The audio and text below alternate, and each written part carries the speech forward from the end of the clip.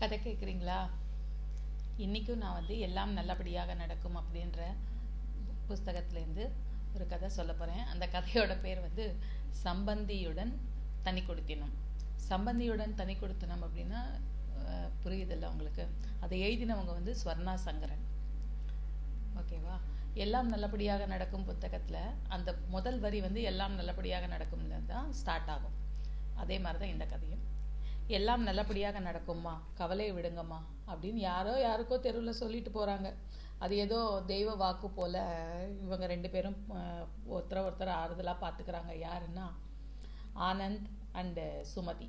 ஆனந்தனும் சுமதியும் இவங்க ரெண்டு பேரும் என்னென்னா இப்போ தான் நிச்சயம் முடிஞ்சு, காதலர்கள் கிடையாது, நிச்சயம் அவங்க ரெண்டு பேருக்கும் முடிஞ்சு இப்போ மேட்ரிமோனியல் மூலமாக பார்த்து நிச்சயம் முடிஞ்சு அதுக்கப்புறம் ஒருத்தர் புரிஞ்சுக்கணும் இல்லையா கல்யாணத்துக்கு முன்னாடி. அதனால் அவங்க ரெண்டு பேரும் வீக்கெண்ட்ஸில் வந்து சந்திச்சுக்கிறாங்க. ஸோ அது மாதிரி தான் இன்றைக்கும் சந்திக்கிறாங்க. ஒரு மாதம்தான் ஆயிருக்கு அவங்க நிச்சயதார்த்தம் முடிஞ்சு. ஸோ சுமதி, நான் வந்து உங்ககிட்ட ஒன்று தான் கேட்குறேன். நான் வந்து சின்ன வயசுலேயே என்னோடய அப்பாவை இழந்துட்டேன். அம்மா மட்டும்தான் எனக்கு உலகம் அப்படின்னு நம்புகிறேன். பணத்துக்கெல்லாம் ஒன்றும் பிரச்சனை இல்லை, ஏன்னா நான் டாக்டராக இருக்கேன், அது உனக்கே தெரியும். சில சமயங்களில் வந்து அதே நிறையா பணம் வந்து கெடுதல் தான். ஏன்னா எத்தனையோ விதத்தில் வழி தவறி போகிறதுக்கு உண்டான இதெல்லாம் இருக்குதான். ஆனாலும் நான் வந்து எல்லாத்தையும் அடக்கிட்டு நான் வந்து அம்மாவோட அட்வைஸ் படி நான் நல்லபடியாக தான் வாழ்ந்துட்டு இருக்கேன். எனக்கு எல்லா சுதந்திரமும் எங்கள் அம்மா கொடுத்துருக்காங்க. படிப்பு மட்டும்தான் பிரதானம் அப்படின்னு சொல்லிட்டு நான் வந்து நிறையா எனக்கு இது வந்தாலும் இக்கட்டுகள் வந்தாலும் நான் வந்து அதெல்லாம் மீறி நான் நல்லா படிச்சுட்ருக்கேன். இப்போ வந்து நான் எங்கள் அம்மாவை நான் கடைசி வரைக்கும் நல்லா இதாக இருந்து காப்பாற்றணும்னு நான் வந்து நினைக்கிறேன். எக்ஸ்கியூஸ் மீ, அது நம்மளோட பொறுப்புன்னு நீ சொல்லணும் அப்படின்னு சொல்கிறாவோ. தாராளமாக உன்னோடதும் சேர்த்து தான் அப்படின்னு. அதாவது இப்போலேருந்து அவள் ஒருமையிலேருந்து அழைக்கிறா, மீன்ஸ் நீ வாப்போ அப்படின்ட்டு. நான் கூப்பிடலாம் இல்லையா அப்படின்னு அவள் பர்மிஷன் கேட்குறான்.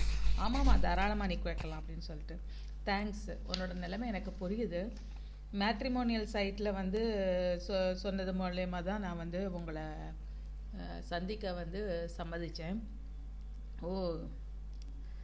இத்தனை இது இருக்கா, எனக்கு தெரியாது. அப்புறம் நானும் வந்து உங்ககிட்ட ஒன்று கேட்கணும் அப்படின்னு சொல்கிறா அவள். ஆனந்த் கிட்ட வந்து சுமதி சொல்கிறா, மாதிரி எனக்கு வந்து பிசிஓடி பிரச்சனை இருக்குது அப்படின்னு சொல்கிறா. பிசிஓடி பிரச்சனை, ஒரு கர்ப்பப்பை சம்மந்தப்பட்ட ஒரு பிரச்சனை இருக்குது அப்படிங்கிற மாதிரி சொல்கிறா. ஏன் நான் டாக்டருங்கிறதையே மறந்துட்டியா? அதெல்லாம் ஒரு பிரச்சனையே கிடையாது. 5 பேரில் ஒருத்தருக்கு இப்போல்லாம் இருக்கிறது சகஜமாக தான் இருக்குது. நீ வந்து என்ன பண்ணுற? அதனால தான் ஆனந்த் நான் உங்ககிட்ட தைரியமாக சொல்கிறேன். ஓகே, நம்ம வந்து இப்போ நீ உன்னோட ஆஃபீஸ்லேருந்து இது ஒரு 20 மினிட்ஸ் வாக் தானே, கொஞ்சம் நேரம் வாக் தானே. அதை நீ வந்து ஆட்டோவில் நீ வராத, வாக் பண்ணி வா. இனிமே என்னைய பார்க்கறதுக்கு நீ வந்து வாக் பண்ணி தான் வர டெய்லி அப்படின்னு சொல்கிறான் அவன்.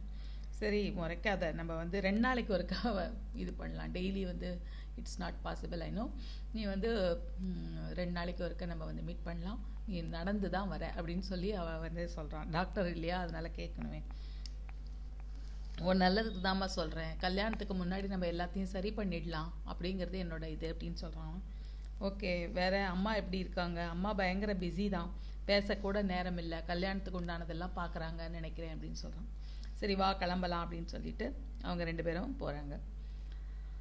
ஸோ சுமதி வந்து மனசில் நினச்சிக்கிறா, ஆமாம் அவளும் ஒரு அப்பா இல்லாத பொண்ணு தான், அம்மா தான் வளர்க்குறாங்க. வந்து என்ன சொல்ல வரானாக்கா, கல்யாணத்துக்கு அப்புறம் அம்மாவும் நம்மளோடய இருக்கட்டுமா அப்படிங்கிறத கேட்கறதுக்கு வரா. ஆனால் அவள் கேட்காமலே அவள் வந்து திரும்ப போயிடுறான்.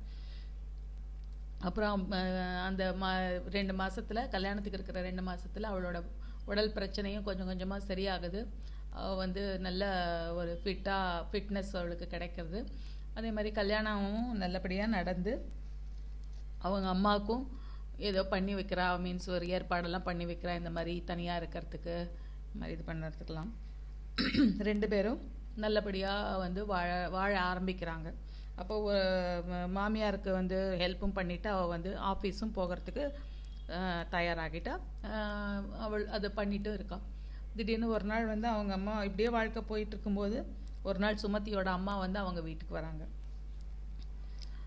அவங்க ஆனந்தனோட அம்மா வந்து அவங்க 2 பேரையும் ஃபோன் பண்ணி வர சொல்கிறாங்க, சீக்கிரம் வாங்க அப்படின்னு சொல்லிட்டு. ஓ, என்னம்மா சீக்கிரம் வர சொல்லியிருக்கீங்க, அத்தையும் வந்திருக்காங்களே அப்படின்னு ஆனந்தன் கேட்குறான். அப்புறம் சுமதி வந்து அவங்க அம்மாவை பார்க்குறான். ஆமாம் அப்படின்னு, என்ன விசேஷம் திடீர்னு வர சொல்லியிருக்கீங்க அப்படின்னு. 2 பேரும் நானும் உங்கள் அம்மாவும் தனி கொடுத்தனம் போகிறோம் அப்படின்னு வந்து அவங்க சொல்கிறாங்க. 2 பேரும் சிரிக்கிறாங்க, ஆனந்தனும் சுமதியும் சிரிக்கிறாங்க. ஏய் சிரிக்காதீங்க, விளையாட்டு இல்லை, உண்மையாக தான் சொல்கிறேன் அப்படின்னு அவங்க அம்மா சொல்கிறாங்க. சுமதி அவங்க அம்மாவை பார்க்குற, அவங்க அம்மாவும் தலையாட்டுறாங்க. ஹலோ ஹலோ, ரொம்ப மண்டையை போட்டு குழப்பிக்காதீங்க, நானே சொல்கிறேன். நாங்கள் இருவரும் சேர்ந்து ஒரு நல்ல ரிட்டையர்மெண்ட் கம்யூனிட்டியில் ஒரு ஃப்ளாட் ஒன்று பார்த்துருக்கோம், டபுள் பெட்ரூம் ஃப்ளாட்டு.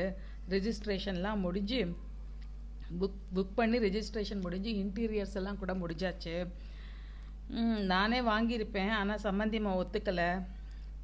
எல்லாம் தன்னோட பங்கில் இருக்கிற இது எல்லாத்தையும் பணத்தை எல்லாத்தையும் கொடுத்துட்டாங்க. 2 பேர் பேர்லேயும் ரிஜிஸ்டர் பண்ணிட்டோம்.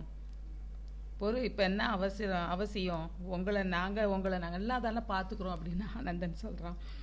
நல்லா தான் இருக்கேன், சுமதியும் நல்ல பொண்ணு தான், எனக்கும் ஹெல்ப் பண்ணிவிட்டு ஆஃபீஸ்க்கும் அவள் போகிறா, அதிலெல்லாம் ஒன்றும் பிரச்சனை கிடையாது. ஆனால் நிச்சயதார்த்தம் அன்றைக்கே நான் பார்த்தேன், சுமதி கொஞ்சம் வந்து கண் கலங்கினாப்பில் இருந்தது. எப்படி கல்யாணத்துக்கு அப்புறம் அம்மாவை விட்டுட்டு வர்றதுங்கிற மாதிரி இருந்தா. ஷாப்பிங் போகும்போதும் நான் வந்து பல சமயம் நான் அவளை பார்த்துருக்கேன், யோசனையோடையே தான் இருப்பா, போயிட்டுருப்பா வந்துட்டுருப்பா. அதனால் அவள் நிறைய அவங்க அம்மாவை நினச்சி கவலைப்படுறது எனக்கு வந்து தெரிஞ்சது. நீ ட்ரைனிங் போன 6 மாதத்தில் நானும் கொஞ்சம் தனிமையில் இருக்கிற மாதிரி தான் எனக்கும் தெரிஞ்சது. அப்புறம் நானும் சம்மந்தி அம்மாட்ட வந்து பலமுறை பேசியிருக்கேன். அப்புறம் நாங்கள் 2 பேரும் சேர்ந்து எடுத்த முடிவு தான் இது. நாங்கள் வந்து ஒரு இதுக்கு ரிட்டையர்மெண்ட் கம்யூனிட்டியில் நம்ம போயிடலாம் அப்படின்னு சொல்லிட்டு. அங்கேனா எல்லாம் நல்ல வசதிகள்லாம் இருக்குது, சாப்பாட்டுக்கும் எங்களுக்கு கவலை கிடையாது. ஏதாவது உடம்புக்குன்னு வந்தால் அங்கேயே கிளினிக் இது இருக்குது, எல்லாமே இருக்குது அப்படின்னு அவள் வந்து விவரமாக சொல்கிறாள். அதனால தான் நான் வந்து கல்யாணத்துலேயும் எதுவுமே சீராக கொடுக்காதீங்க, பாத்திரம் பண்டம் எல்லாமே இங்கே இருக்கிறது உங்களுக்கு இருக்குது, நீங்கள் அதை யூஸ் பண்ணிக்குவீங்க. ஸோ வெள்ளி பாத்திரமோ இதுவோ எதுவுமே இந்த ஸ்பெஷலாக நகைகளோ எதுவும் வேண்டாம், நீங்கள் என்ன போட்டுக்கிறீங்களோ அதை மட்டும் போதுங்கிற மாதிரி தான் நாங்கள் டிசைட் பண்ணியிருந்தோம். அதனால தான் கோவில்லையே கல்யாணத்தையும் வச்சுக்கிறதா நாங்கள் டிசைட் பண்ணினோம். நாங்கள் கல்யாணம் வேலையாக போகிறதா தானே நீங்கள் நினச்சிட்டு இருந்தீங்க, அதுதான் இல்லை. நாங்கள் வந்து இந்த ரிட்டையர்மெண்ட் கம்யூனிட்டியில் போய் வீடை பார்க்குறது, இந்த ஒர்க்கெல்லாம் பண்ணுறது, மாடிஃபை ஒர்க்கெல்லாம் பண்ணுறது, இன்டீரியர் டெக்கரேஷன்ஸ் எல்லாம் இதெல்லாம் பண்ணுறது, அதுக்காக தான் நாங்கள் வந்து போயிட்டுருந்தோம் அப்படின்னு சொல்கிறாங்க. டிரைவர்கிட்ட கூட நாங்கள் சொல்லி வச்சிட்டோம், உங்கள் 2 பேர்கிட்டையும் வாயை திறக்கக்கூடாதுன்னு சொல்லி வச்சிட்டோம் அப்படின்னு அவங்க ஆனந்தோட அம்மா சொல்கிறாங்க.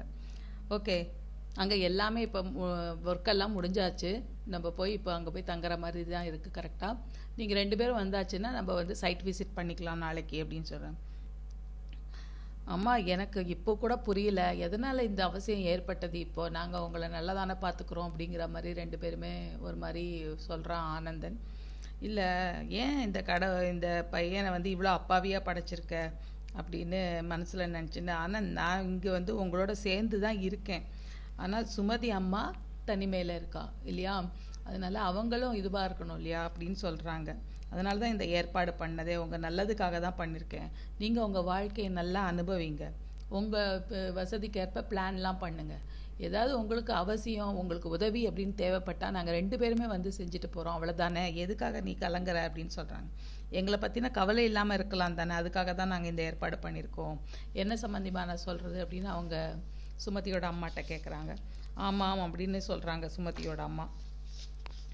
ஸோ மறுநாள் வந்து சைட் விசிட்டு ஆனந்தும் சுமதியும் போகிறாங்க. அந்த இடம் அவங்களுக்கு ரொம்ப பிடிச்சிருந்தது. ஏன்னா சாப்பிட்ற சாப்பாடு, மருத்துவ வசதி, அப்புறம் வந்து அங்கே கோஷாலா, பசுக்கள்லாம் நிறையா இருக்குது, ரொம்ப அழகாக இருக்குது. அப்புறம் புல் தரை, பூங்கா அந்த மாதிரியெல்லாம் இருக்கிறத பார்த்துட்டு அவங்களுக்கு ரொம்பவே பிடிச்சி போச்சு. அம்மாவுக்கும் 2 பேரோட அம்மாவுக்கும் ரொம்ப நல்லா இருக்கும் அப்படின்னு பார்க்குறாங்க. நாங்களும் இங்கேயே வந்துடுறோம்மா பேசாமல் அப்படின்னு ஆனந்தன் வந்து அவங்க அம்மா கிட்ட சொல்கிறான். அதுக்கு இன்னும் ஒரு 30 வருஷம் இருக்குது, நீங்கள் நல்லா உங்களோட பிள்ளைக்கோ பொண்ணுக்கோ கல்யாணம் பண்ணினதுக்கு அப்புறம் வர்றதுக்கு நீங்கள் அதுக்கு ட்ரை பண்ணுங்கள். இப்போ உங்களோட வாழ்க்கையை நல்லா அனுபவிங்க, நல்ல குடும்பம் நடத்தி எங்களுக்கு கிராண்ட்மாவோட ப்ரமோஷன் கொடுங்க 2 பேருக்கும் அப்படின்னு சொல்லி அவங்க சொல்கிறாங்க. அப்படின்ட்டு சொல்லி அந்த இது கதை முடியுது. ஸோ இது வந்து நிதர்சனமாக பார்க்கணும் நம்ம. வயசானவங்கள்லாம் வந்து பொண்ணோட இருக்கணும், பிள்ளையோட இருக்கணும், அவங்க பேரம்பேத்திங்க அது இதுன்னு திரும்ப திரும்ப திரும்ப ரிட்டையர்மெண்ட்டுக்கு அப்புறம் அவங்க வந்து அந்த மாதிரி அவங்களோட இஷ்டப்படி தான் எல்லாரும் நடக்கணுங்கிற மாதிரிலாம் பார்க்குறாங்க. அது இருக்கக்கூடாது. இப்போ இருக்கிற ரிட்டையர்மெண்ட் கம்யூனிட்டிஸ்க்கு எல்லாம் வந்துருச்சு. ஸோ அங்கே போனால் நீங்களுமே சுதந்திரமாக உங்களுக்கு தேவையானபடி இப்போ வாழ்ந்துக்கலாம். அப்போ சின்ன சிறுசங்க அவங்க அவங்களோட இஷ்டப்படி அவங்க பிளான் போட்டு அவங்க வாழ்ந்துக்குவாங்க. இந்த கதையோட இது வந்து அதுதான் சொல்லுது அப்படின்னு நான் எடுத்துக்கிறேன். இந்த மாதிரி தான் இருக்கணும். இப்போ பணத்தை கொடுக்குறோம், நாங்களே இருக்கோம், நாங்கள் வந்து உங்களை வழி நடத்துகிறோம் அப்படிலாம் சொல்கிறது வேண்டிய அவசியம் இல்லை. ஏதாவது விசேஷம் பண்டிகை அப்படின்னாக்கா சேர்ந்துக்கிறதுல ஒன்றும் பிரச்சனை கிடையாது. பட் டெய்லி ரொட்டீனில் அவங்களுக்கும் அவங்களோட வேலைகளை பார்த்துக்கிறதுக்கு இதுவாக இருக்கும், நல்லாயிருக்கும். நன்றி, வணக்கம்.